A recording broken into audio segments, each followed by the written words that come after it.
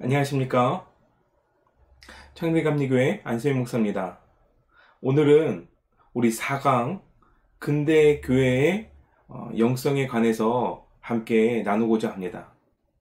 종교개혁 이후에 근대 시대를 맞게 되는데, 이 근대 시대는 정확하게 구분해서 이야기하기는 어렵습니다. 하지만 우리가 이 시대를 역사적으로 1700년부터 1945년까지, 그러니까 2차 세계대전이 종식되어지는 그 날까지를 근대 시대라고 볼 수 있을 것입니다. 그리고 그 이후에는 현대 시대로 넘어가서 우리 다음 주에 함께 나누도록 하겠습니다. 1700년 이후의 근대의 시대는 격변의 시대였습니다. 문화적으로는 르네상스가 도래했고, 스콜라 신학들이 종교개혁 때에 붕괴되면서 새로운 철학들이 나타나기 시작했습니다. 또한 1차 산업혁명, 2차 산업혁명 등 기술들이 발달하게 됐고, 그리고 과학적으로도 눈에 띄는 발달을 거두었습니다. 그 어느 때보다도 격변의 시대였던 근대의 교회 역시 시대에 맞추어서 영성이 다양하게 변화가 되었습니다. 때문에 오늘 이 근대 시대의 교회 영성에 관해서 함께 나눌 때에 다양한 지역에서 다양한 모습들로 영성이 나타나지만, 그 중에서 오늘 우리는 주류를 이루었던 영성들에 관해서 함께 그 흐름을 찾으려고 합니다. 먼저 우리가 근대 시대의 교회 영성을 나누고자 한다면은, 먼저 종교개혁 후기에 교회 영성이 어떠했는지를 살펴보아야 합니다. 종교개혁 후기에 교회 영성은 경건성의 위기를 맞았습니다. 바로 신앙의 위기가 발생했던 것입니다. 목숨을 걸고 말씀에 집중하고 말씀을 붙들고 말씀만 내세우면서 세워졌던 종교개혁의 그 가치가 후기로 들어서면서 조금씩 붕괴되기 시작했던 것입니다.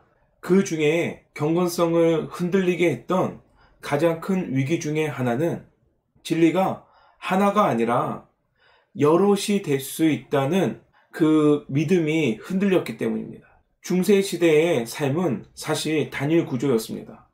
진리도 하나고 교회도 하나고 국가도 하나였습니다. 그런데 1517년 이후에 종교개혁이 일어나면서 중세의 이러한 단일 구조가 깨지기 시작했습니다.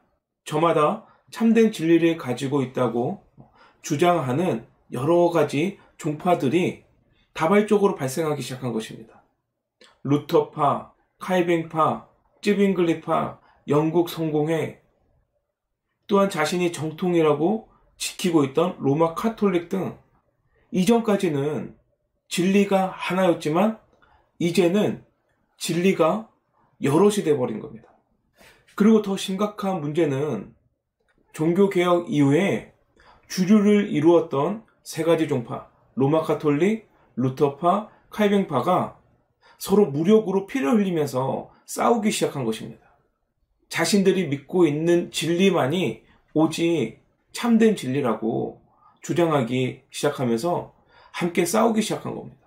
그러다가 결국 1555년에 아우크스부르크 회의에서 종교평화회의가 열렸습니다. 그리고 그곳에서 결국에는 우리 입장에서는 마침내는 로마 카톨릭만이 정통교회가 아니라 루터파 역시 정통교회로 인정을 받는 서로 간의 협약을 맺게 되었습니다. 때문에 이제는 로마 카톨릭만이 진리가 아니라 루터파가 믿는 프로테스탄트, 이들도 참된 진리로 인정받게 되어진 것입니다. 단일 구조에서 이중 구조로 바뀌게 된 것이죠.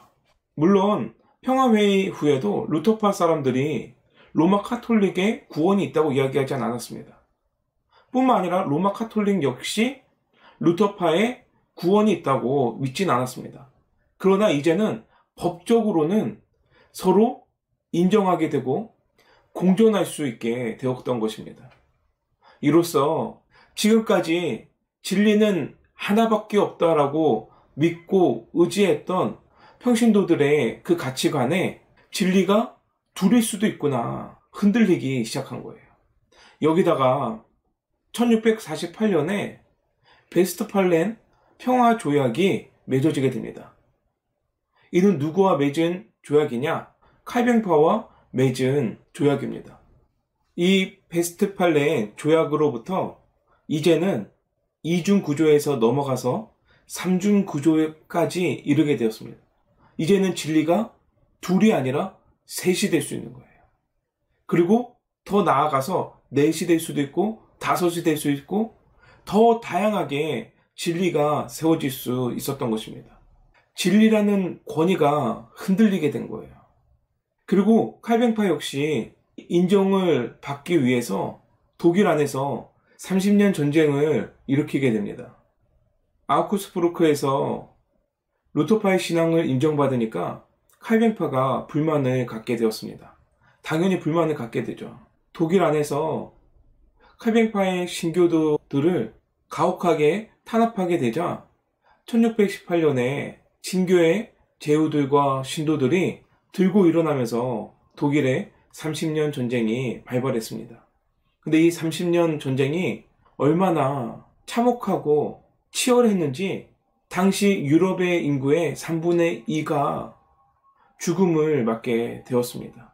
전쟁 중에 전염병이 돌게 되었고 전쟁으로 죽은 자들, 전염병으로 죽은 자들, 독일 안에서만 1600만 인구 중에서 600만 명만 살아남을 만큼 많은 인구가 죽게 되었어요.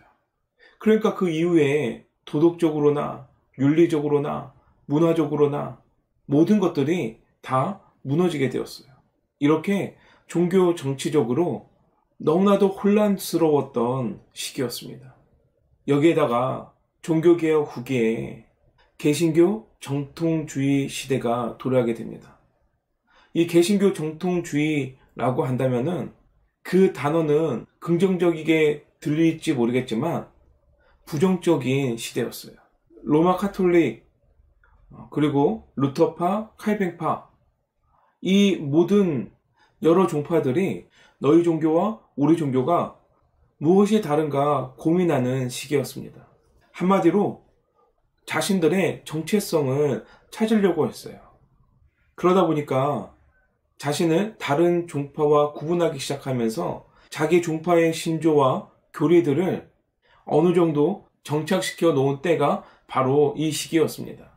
로마 카톨릭은 트렌트 공회를 통해서 개신교 종교 개혁을 정지하면서 이전의 중세적인 구조를 더욱더 붙들려고 했어요.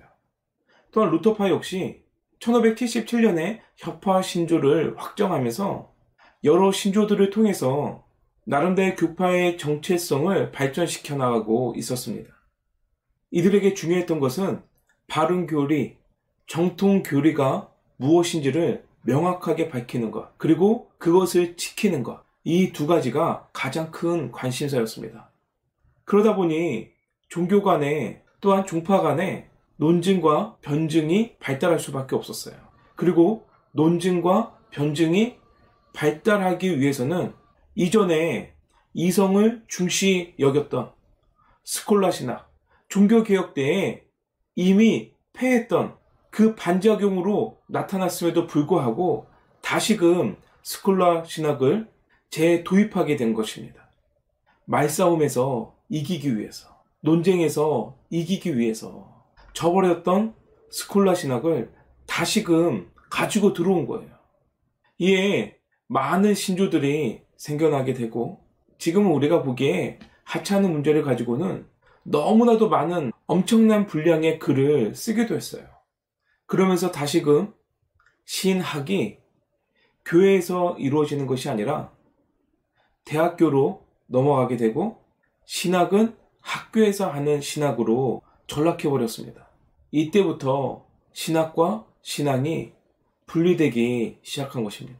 그리고 이 신학과 신앙이 분리되어진 것은 이후에 복음주의로 가면서 복음주의에서 회심을 강조하고 감정적인 것들을 강조하기 시작하면서 더욱더 극명하게 나눠지기 시작했어요.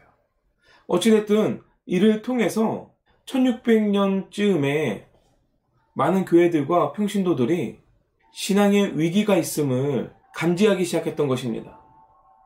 여기에 근대로 들어오면서 새로운 사상이, 그리고 지금까지도 우리를 이끌고 있는 사상이 들어오게 됩니다. 바로 합리주의 사고가 시작된 것입니다. 이제 중심은 신이 아니라 인간이다. 데카르트는 이야기합니다. 나는 생각한다. 그러므로 존재한다. 이제는 교회가 중요한 것이 아니라, 교리가 중요한 것이 아니라 내가 그것을 어떻게 생각하느냐가 중요해진 거예요. 하나님께서 이끄시는 것은 무엇일까? 하나님께서 원하시는 것은 무엇일까? 교회가 제공하는 것은 무엇인가? 이것을 중시 여기는 것이 아니라 나는 하나님을 어떻게 생각하고, 나는 교회를 어떻게 생각하고, 나는 그 교리를 어떻게 생각하는가가 주요 신앙의 쟁점이 되기 시작했습니다. 여기에 지동설을 주장했던 코페르니쿠스가 대두되고, 또한 아메리카 대륙을 발견했던 갈릴레오 갈릴레이가 로마 카톨릭 재판부에 과학적인 발견을 번복한 것이 1633년이었습니다.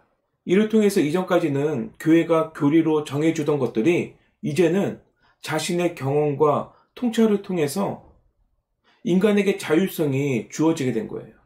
이제까지는 객관성이 중요했지만 이제는 주관적인 경험이 중요해지기 시작한 것입니다. 이것이 결코 지금 생각해보면은 교회에 위기가 될 수는 없었어요.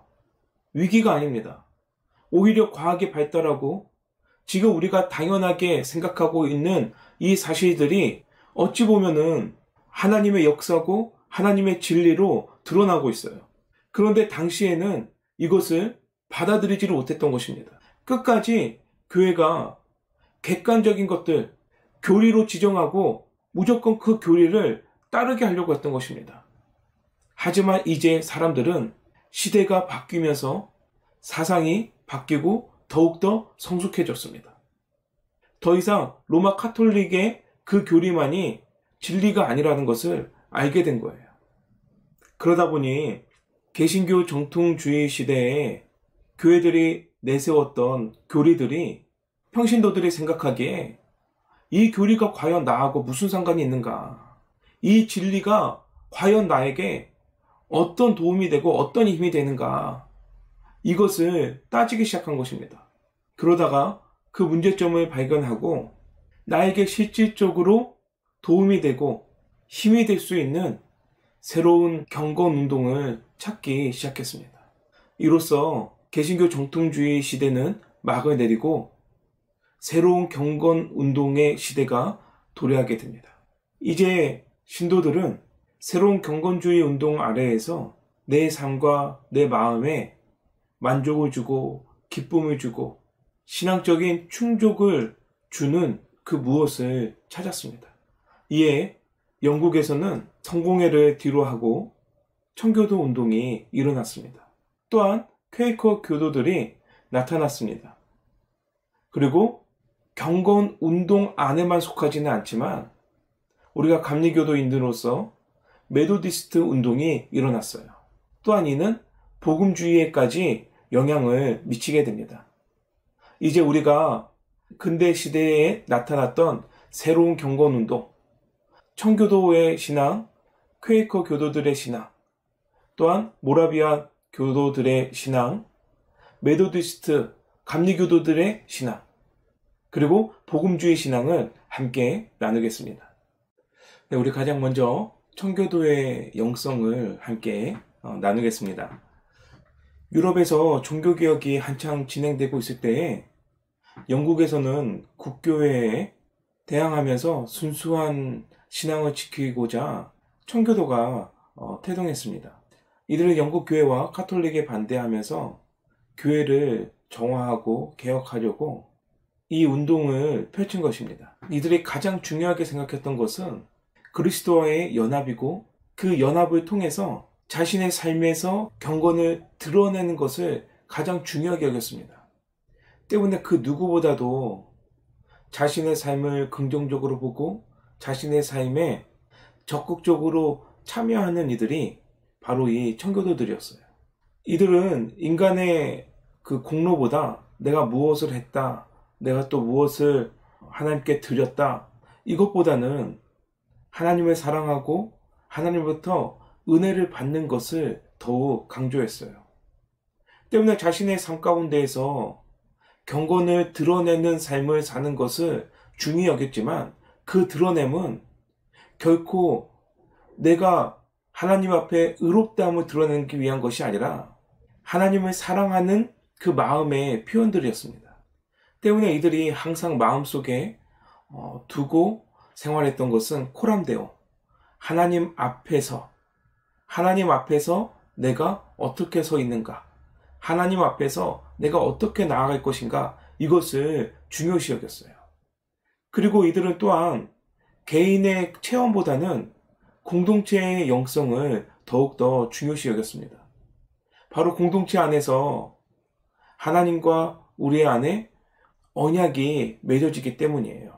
가정이 중요했고, 교회가 중요했고, 그리고 나라가 중요했습니다. 내가 개인적으로 은혜 받는 건 역시 그 공동체 안에서 은혜를 받게 되는 것입니다. 때문에 이들은 가정에서 철저하게 자신의 신앙을 부모님들과 자녀들과 함께 교류하면서 가정 신앙 교육이 이루어졌습니다. 때문에 청교도 신앙 안에서 가정 예배가 굉장히 중요하게 여겨졌어요. 가정 예배를 통해서 하나님의 말씀을 자녀들과 부모님들이 함께 나누고 함께 공부했던 거예요.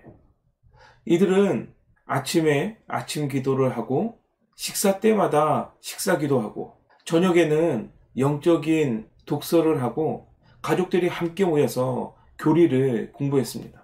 그리고 저녁에 기도하면서 하루를 마무리했어요.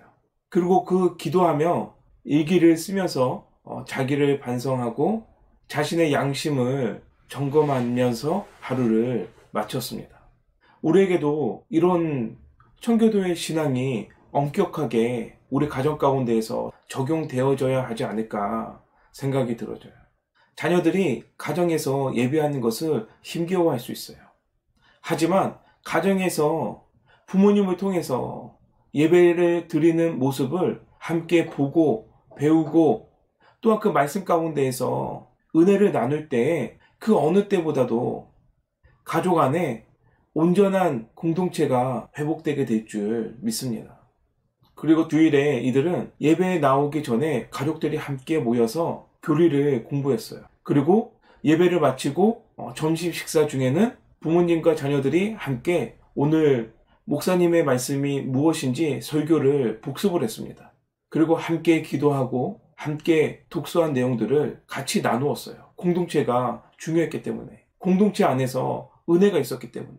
우리 성도님들께서도 우리에게 주어진 이 공동체를 소중하게 여기시기를 간절히 소원합니다. 내게 주신 이 가정의 공동체, 이 공동체 안에서 주님의 말씀이 함께 나눠지기를 간절히 소원해요. 또한 교회에서 우리에게 주신 가족들이 있잖아요. 속회 구성원들, 또한 각 선교회들 함께 봉사하면서 함께 눈물로 섬기는 이들, 주님께서 허락하시는 신앙 공동체입니다.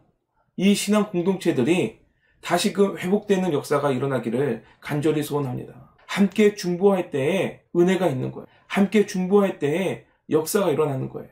그 공동체 안에서 하나님을 보고 하나님을 만나게 될 줄 믿습니다. 공동체가 시기하고 질투하고 서로 미워하고 서로 안갚음하는, 서로 배신하는 그런 공동체가 아니라 그 어떤 공동체보다도 가장 따뜻하고 가장 위로가 되는 공동체가 이 교회 안에 신앙 공동체가 되기를 간절히 소원합니다. 청교도인의 가장 대표적인 인물로는 존 버년이 있습니다. 누굽니까? 바로 철로 역정을 쓴 저자입니다. 존 버년은 1628년에 영국에서 태어났습니다.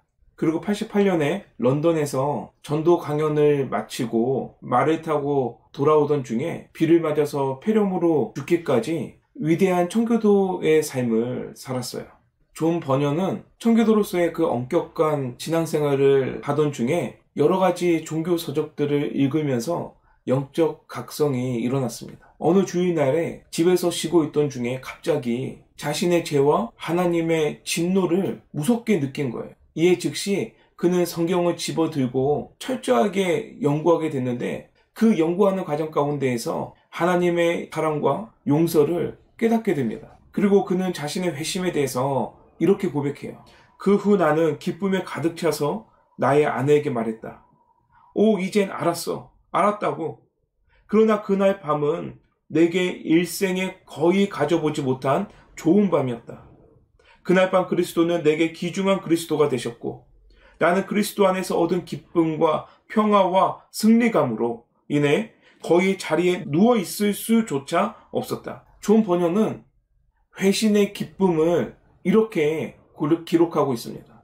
우리 성도님들께서도 존 버녀과 같이 내 죄에 하나님에 대한 진노, 이것을 무섭게 느끼시고 그 느낌 가운데에서 어떻게 하면은 이 진노에서 벗어날 수 있을 것인가 하나님 앞에 간구하시는 우리 성도님 되시기를 부탁을 드립니다. 그리고 존 버녀는 철로 역정을 쓰면서 그 가운데에서 우리의 영성 생활이 나그네와 같아서 목표를 향해서 끊임없이 나아가는 순례자의 삶이라는 것을 우리에게 알려줍니다. 이 철로 역정은 지금까지 성경 다음으로 가장 많이 읽히고 가장 많이 팔린 영적 서적입니다. 우리 성도님들께서도 이 철로 역정을 한번 읽어보시기를 부탁을 드립니다. 그리고 이 철로 역정이 애니메이션으로도 잘 만들어져서 작년이었나요? 개봉이 되었었어요. 그 철로 역정을 볼 때 만화였지만 우리에게 많은 것을 시사해 주더라고요. 우리 성도님들께서도 한번 찾아서 보셨으면 좋겠습니다. 우리가 다음으로 퀘이커 교도들을 함께 보겠습니다. 이는 친우회라고도 이야기합니다. 함께 은혜에 대한 동질감을 느꼈던 이들이 모여서 공동체를 이루었기 때문에 친우회라고도 이야기하는 것입니다. 퀘이커 교도의 시작은 조지 폭스로부터 시작이 됩니다. 조지 폭스는 청교도의 신앙 가운데에서 신앙의 고민을 가지고 있었어요. 근데 이 고민이 아무리 기도해도 풀리지가 않는 거예요. 그러다가 하나님 앞에 간절히 기도하고 더욱더 간절히 붙들고 나아가는 가운데에서 조지 폭스가 표현하기를 내면의 빛을 체험했다고 얘기해요. 내면에서 빛을 발견했다고 이야기합니다. 그러면서 참된 종교는 교회의 구조가 아니라, 그러니까 목사, 장로, 권사, 직분들, 그리고 교회에서 행해지는 외적인 모습들이 아니라 모든 사람들 안에 존재하고 있는 예수 그리스도의 내재된 빛을 발견하는 것이 참된 종교라고 이야기를 합니다. 이 빛을 발견하니까 지금까지 항상 넘어질 수밖에 없었던 악과의 싸움에서 선한 방법으로 승리할 수 있게 된 거예요. 그리고 이제 이 빛을 발견할 때에 내적인 평화를 누리게 되는 것을 알게 됩니다. 이는 우리도 끊임없이 이야기하고 있는 것 아닙니까? 내 안에 내재하고 계시는 예수를 만나셔야 돼요. 기도하는 가운데 또한 교회의 그 공동체 가운데에서 내 안에 빛으로 존재하시는 그 빛을 발견하시기를 간절히 소원합니다. 문제는 그 빛을 발견하고도 이 퀘이커 교도들처럼 정직하게 살아가고 있는가예요. 퀘이커 교도들은 평화를 중요시 여겼습니다. 혹여라도 길을 가다가 폭력을 맞게 되더라도 그대로 맞았어요. 싸움을 멀리 했습니다. 평화를 중시 여겼어요.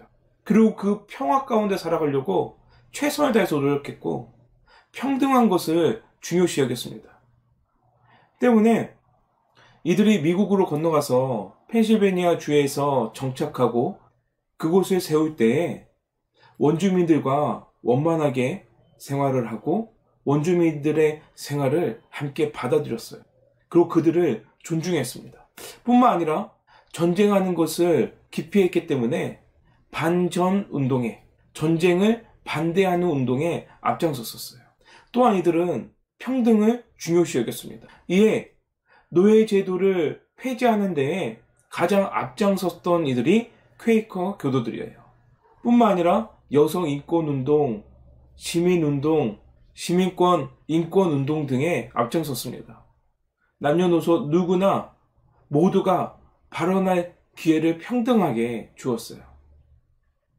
그리고 이들은 정직을 중요시 여기면서 마음의 순수성을 유지하려고 노력했습니다. 우리 안에 같은 예수님이 계시고 이 예수님 가운데에서 같은 빛을 발견했는데 누군가는 이 빛으로 어둠을 물리치고 평등하고 평화롭게 정직하게 살아가고 있는데 누군가는 이 빛을 발견했음에도 불구하고 그 빛을 활용하지 못하고 살아가고 있어요.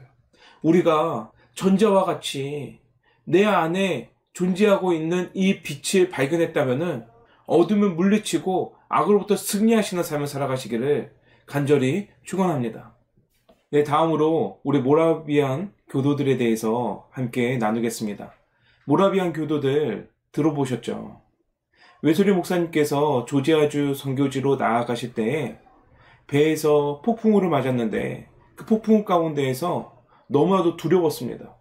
근데 그 두려움 가운데에서 담대하게 함께 모여서 찬양하고 예배하는 이들이 있었으니 그들이 모라비안 교도들이었어요. 웨슬리 목사님께서 모라비안 교도들을 보고서 구원에 대한 고민을 하시게 되었죠. 나는 왜 두려워하는가? 저들은 무엇 때문에 같은 폭풍우 앞에서도 담대했는가? 모라비안 교도들이 어떻게 그렇게 담대한 신앙을 가질 수 있었을까? 함께 나누겠습니다. 모라비아는 진젠도르프 백작으로부터 시작이 되었습니다. 그의 신학은 한마디로 머리를 떠나 가슴을 지녀라. 그리고 당신의 온 가슴으로 믿어라. 이 가슴을 중요시 여겼습니다. 때문에 모라비안 교소들은 그들 안에 있는 열정을 중요시 여겼어요. 뜨거운 가슴을. 이에 그 뜨거운 가슴을 가지고 세계 개신교 역사상 최초로 선교를 시작하게 됩니다. 그리고 그 선교 가운데에서 조지아주로 나아갈 때에 웨슬리 목사님도 만나게 된 겁니다. 무려 1730년대부터 근대 200여 년간에 3,000여 명의 선교사를 파송했습니다. 세계 각국에, 아메리카 대륙에, 아프리카에, 아시아에, 유럽에 복음이 미치지 못한 그곳에 끝까지 담대함을 가지고 침투해 들어갔던 이들이 바로 모라비안 교도들입니다. 이들을 통해서 세계 선교의 역사가 시작이 되었어요.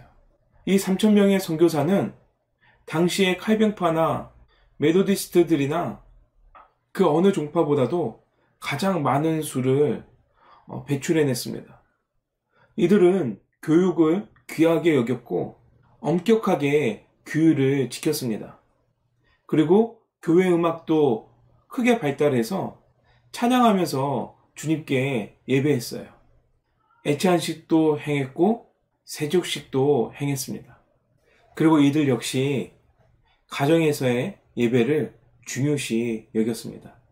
우리가 이 모라비안 교도들을 통해서 그들이 가지고 있는 뜨거운 열정을 되돌아보게 되실 줄 믿습니다. 복음을 증거하고자 하는 열정, 예수 그리스도를 알아가고자 하는 그 간절함, 그리고 그 열정과 간절함이 어떤 세상의 두려움에도 맞서서 싸울 수 있는 담대함이 우리에게도 생기기를 소원합니다.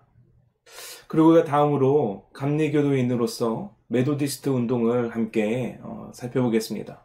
감리교의 창시자는 정확히 이야기하면 감리교 정신의 창시자는 바로 웨슬리 목사님이십니다.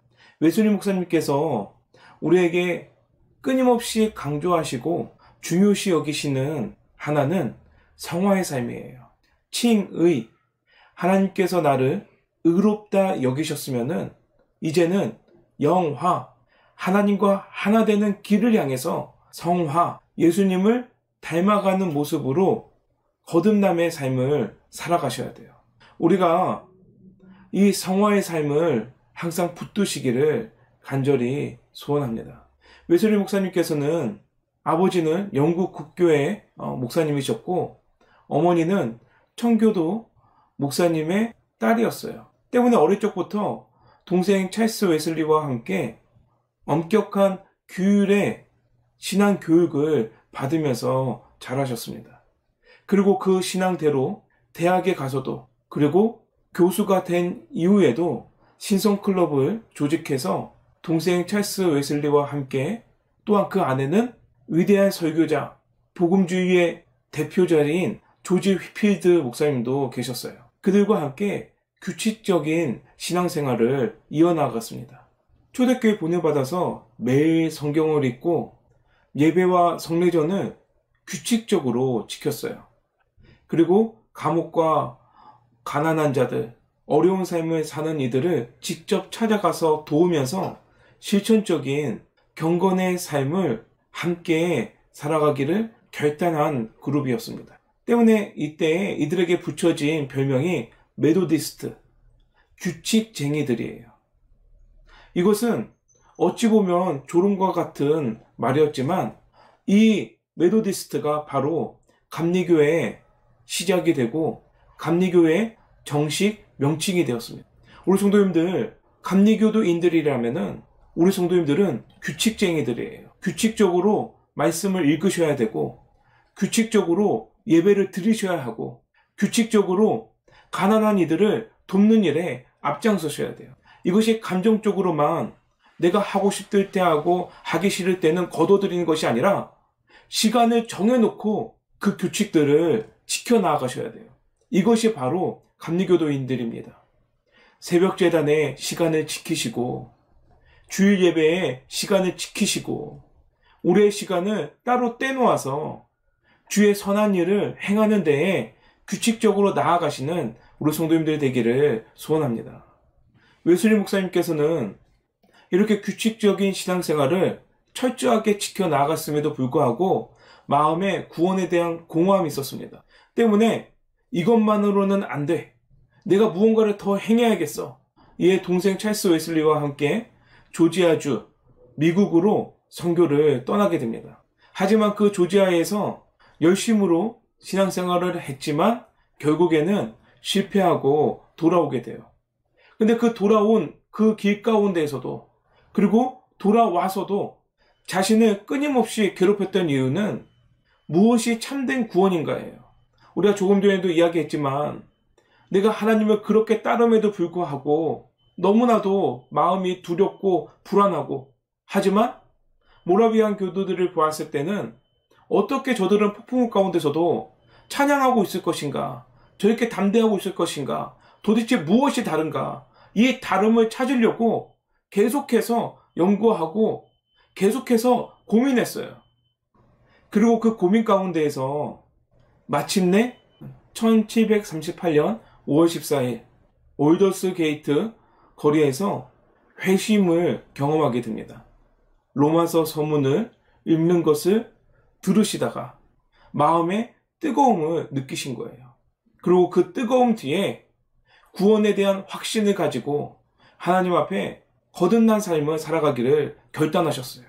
그리고 그 사건 이후에 성화의 길을 걸어가셨습니다. 신성클럽에서 함께 신앙생활을 했던 조지 휘필드 목사님의 권유를 받아서 야외 집회에 설교를 행하시고 부흥운동에 함께 동참하시게 되시고, 이후에 여러 신도회들을 통해서 많은 이들에게 성화의 길이 무엇인지를 가르치시고 지도하셨어요. 그 자세한 내용들은 우리가 오늘 다 나눌 수 없기 때문에 웨슬리 목사님에 관한 책들을 읽으시면서 함께 공부해 보시기를 부탁을 드리겠습니다. 우리는 감리교도인들입니다. 우리는 규칙쟁이들이에요. 하나님을 섬기는 이 삶이 규칙적으로 지켜나가시는 우리 성도님 되시기를 부탁을 드립니다. 그리고 그 신앙생활 가운데에서 내 마음을 뜨겁게 하는, 나를 거듭나게 하시는 예수 그리스도의 그 이름을 붙드시기를 다시 한번 부탁을 드립니다. 그리고 성화의 삶으로, 예수님을 닮아가는 모습으로, 예수님과 하나 되는 모습으로 함께 신앙생활 하시기를 간절히 부탁드립니다. 우리 다음으로는 복음주의에 관해서 함께 나누겠습니다. 복음주의는 지금까지 우리가 크게 포괄적으로 나누었던 경건주의의 또 다른 이름이 됩니다. 때문에 이 복음주의는 전체적인 의미에서는 청교도부터 현대의 오순절 운동에 이르기까지 개인의 체험을 중시했던 영성들의 운동을 이야기합니다. 이 복음주의에서 가장 중요시 여기는 것은 회심입니다. 예배를 드리는 것, 성례를 지키는 것, 선한 일을 하는 것, 말씀을 읽는 것, 설교를 듣는 것, 가난한 이들을 돕는 것, 모두 우리에게 필요한 신앙생활이지만 그 안에 꼭 필요한 것이 하나 있습니다. 바로 회심의 사건이에요. 그리스도를 향한 회심의 필수성입니다. 개인의 경험과 마음에서 우러러 나오는 그리스도를 향한 반응이 중요한 거예요. 때문에 복음주의자들은 하나님을 향한 방향 전환이 일어나는 그 뜨거운 마음을 중요시 여깁니다. 우리 안에 이 회심은 마음과 지성과 방향의 변환을 의미하는 회개로 나타나기도 하고, 우리가 두 번째로 탄생하는 영적인 출생, 신생을 의미하기도 합니다. 또한 이 회심은 점진적으로 주님 앞에 나아가는 그 과정 가운데에서 일어날 수도 있고, 급진적으로 바울과 같이 예수님과 만난 가운데에서 갑자기 이루어질 수도 있습니다. 또한 이 회심은 우리 안에 성결한 삶으로서의 책임을 요구하기도 해요. 때문에 이런 다양한 형태의 회심 때문에, 그리고 우리의 마음의 움직임인 이 회심이기 때문에 복음주의 영성에서는 항상 고민이 한 가지 있었습니다. 무엇이 참된 영성인가? 무엇이 참된 회심인가? 그리고 우리는 그것을 어떻게 아는가? 이에 조나단 에드워드는 이렇게 이야기합니다. 회심은 거룩한 감정을 동반한다. 하나님을 향한 영혼의 강력한 끌림이 있다는 것입니다. 바로 회심이 일어날 때에 내가 하나님 앞에 온전히 나아가고 있음을 마음으로부터, 뜨거움으로부터 느끼게 되는 거예요. 그리고 그 이후에 죄에 대한 슬픔, 하나님을 즐거워하는 것, 삶의 기쁨, 특히 역경을 맞았을 때에 보여주는 믿음의 인내를 회심의 표지로 보았습니다. 회심 이후에 나타나는 모습들이에요. 참된 회심이라면은 뜨거운 마음 뒤에 믿음의 지속적인 실천이 나타난다는 거예요. 우리 성도님들, 내가 회심했는가? 그리고 이것이 정말로 참된 회심인가? 의구심이 든다면은 우리 성도님들께서 회심 이후의 삶을 돌이켜보시기를 바라요. 웨슬리 목사님께서도 올더게이트에서만 회심하셨을까요? 마음의 뜨거움을 느끼셨을까요? 그때에만? 아니에요. 웨슬리 목사님께서도 이미 이전에 대학 때에 마음의 뜨거움을 느꼈기 때문에 목회자의 길을 걸어가고자 했고, 마음의 뜨거움을 느꼈기 때문에 조지아 선교사의 삶을 살아가려고 했었어요. 그런데 그때를 회심이라고 하지 아니하고 올더게이트 사건을 회심이라고 한 이유는 무엇일까요? 올더게이트 사건 이후에 웨슬리 목사님의 삶이 완전히 뒤바뀌었기 때문이에요. 마음의 뜨거움은 느꼈지만 여전히 공허하고, 마음의 뜨거움은 느꼈지만 여전히 갈증을 느꼈는데, 이제는 그 올더게이트 사건 이후에는 마음의 뜨거움으로 구원에 대한 확신을 가지고 거듭남의 삶을 직접 살아가셨던 거예요. 때문에 그때를 회심의 사건이라고 이야기하는 것입니다. 우리 성도님들께서는 어떠하세요? 이렇게 회심의 삶을 살아가고 계십니까? 내가 예수 안에서 은혜 받았다고 하는데 은혜 받은 다음의 삶이 바뀌었습니까? 변화되었습니까? 성화의 삶을 살아가고 계십니까? 회심과 성화는 떼어놓을 수가 없어요. 이 삶을 함께 살아가시기를 간절히 부탁드립니다.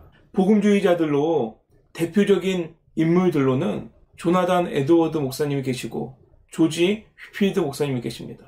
또한 오늘 우리가 조금 더 자세하게 살펴볼 목사님은 바로 존 뉴턴 목사님이세요. 만윤리의 법칙을 깨닫게 했던 아이작 뉴턴이 아닙니다. 어메이징 그레이스, 나 같은 죄인 살리신 그 은혜 놀라워라. 이 찬양의 작사가인 존 뉴턴입니다.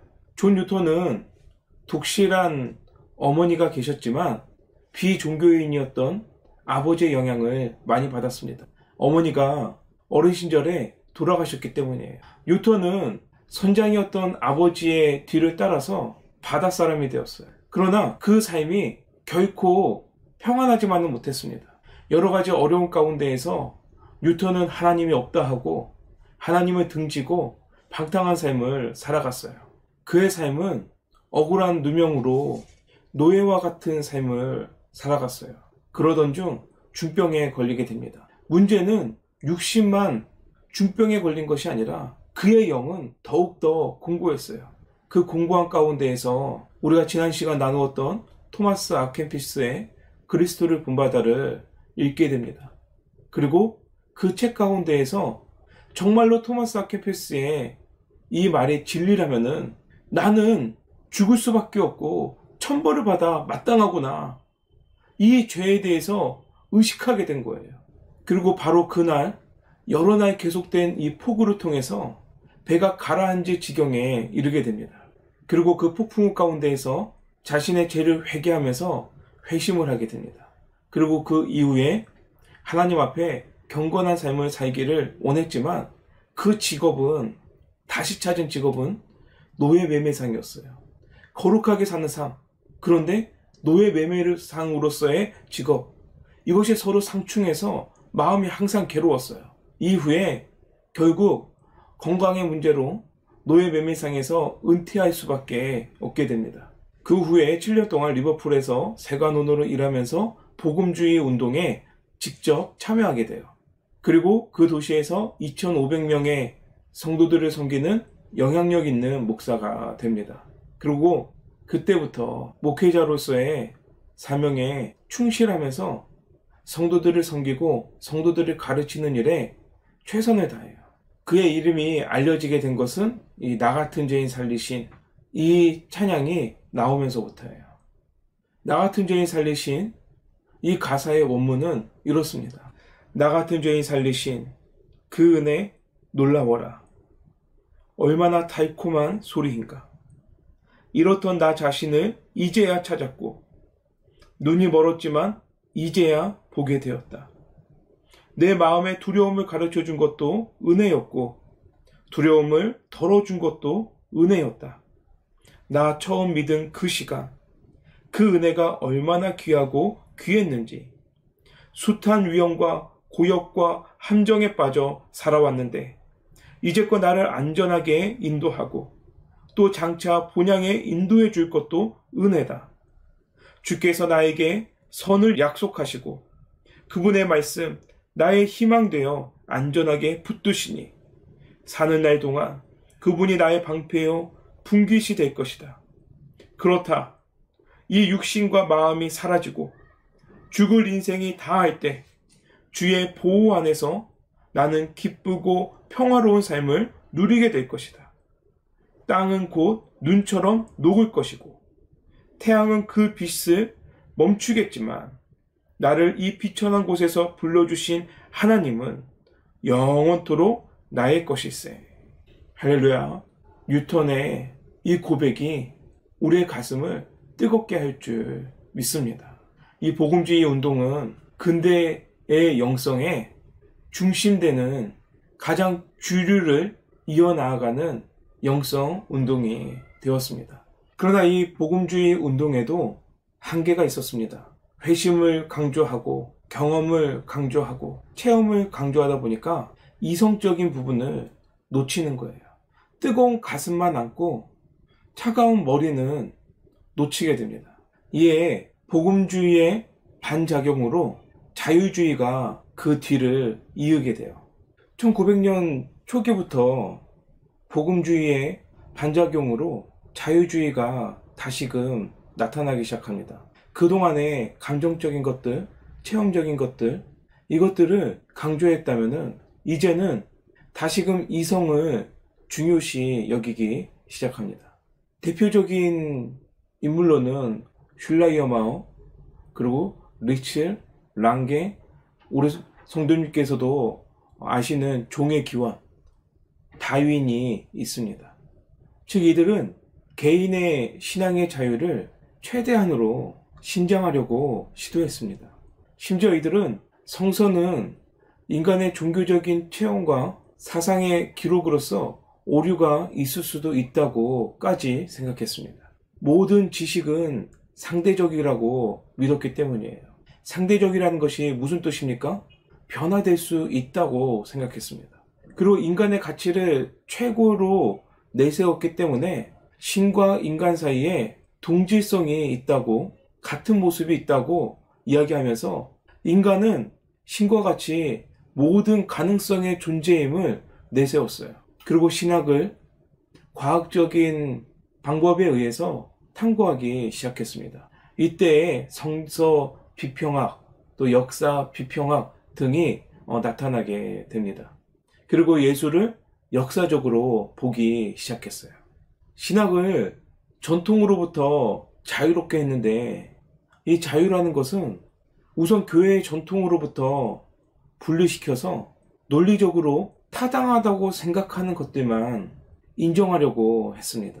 성경 안에서 기적이나 치유의 사건보다는 예수님의 설교를 분석하려는데 더 힘을 썼고, 예수님의 대속적인 죽음, 부활, 승천, 성령의 내재와 같은 이런 정통적인 교리들은 교회에 위험할 수 있다고, 잘못 해석되어질 수 있다고 생각하면서 단지 윤리적인 가르침들만 기독교를 대표할 수 있는 핵심 교리라고 이야기했습니다. 너무나도 복음주의, 자유주의, 이 둘이, 복음주의는 감정적으로, 자유주의는 이성적으로 서로 극단을 향해서 나아가게 되었습니다. 그러나 인간을 모든 가능성의 존재로서 신과 같은 동질성을 느꼈던 이 자유주의는 이내 한순간에 무너지게 됩니다.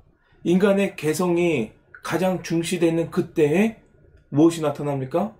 1차 세계대전으로 충격을 받게 되고 2차 세계대전으로 완전히 무너지게 되는 거예요. 사람은 불완전하다. 인간이 완전할 수 없다. 이에 자유주의가 무너지고 2차 세계대전이 종식되어지면서 신정통주의 신학으로 넘어가게 됩니다. 이 신정통주의 신학은 한마디로 복음주의의 감정과 자유주의의 이성 사이에서 균형을 이루려고 하는 거예요. 종교개혁과 같이 말씀으로, 성경으로 다시 돌아가자는 운동이었어요. 우리가 이 신정통주의 신학은 다음 주에 마지막 5강에서 현대교회 영성에서 함께 나누고자 합니다. 근대의 시대는 격변의 시대였습니다. 그 시대 가운데에서 시대의 상황들은 바뀌어 나갔지만 주류를 이루었던 교회의 영성은 경건주의였어요. 세상에 있는 사람들은 더욱더 개인의 목소리를 내려고 했습니다. 또한 국가들은 자신들의 왕권을 강화시키고 자신들의 목소리를 내려고 했어요. 교회에서 역시 자신들의 목소리를 내려고 했지만 그 목소리는 결국 내 안에 내재하고 계시는 하나님을 찾으려는 노력이었어요. 종교개혁 후기에 교리만을 내세우고 자신의 종파의 정체성만을 지키려고 했던 그때에 그들은 교회는 지키려고 했지만 성도들의 영성은 지키지 못했어요. 이에 성도들이 그 교리가 나하고 무슨 관계가 있는가? 그 말씀이 나에게 어떤 힘이 되는가? 이 관계성을 찾기 위해서 끊임없이 노력했던 거예요. 우리 성도님들, 지금 신앙생활 해 나아가는 가운데 이 진리를 찾으시기를 간절히 소원합니다. 나를 위해 존재하시는 하나님이세요. 나를 사랑하시는 하나님이십니다. 그 하나님과 나 사이에서 인격적인 만남, 1대1의 관계를 맺어 나아가신다. 그래서 더 이상 교회가 그 말씀이 내 삶과 동떨어진 신앙이 아니라 내 삶 가운데 그대로 역사하시는 하나님의 은혜를 찾으시기를 간절히 소원합니다. 우리 이제 다음 주에 마지막 강의 제5강으로 현대에는 어떠한 영성들이 이 교회를 이끌어 나아가고 있는가, 새로운 영성들에 관해서 함께 나누도록 하겠습니다. 그럼 한 주간 근대의 영성들을 다시금 묵상하시면서 우리 다음 주에 뵙겠습니다. 감사합니다.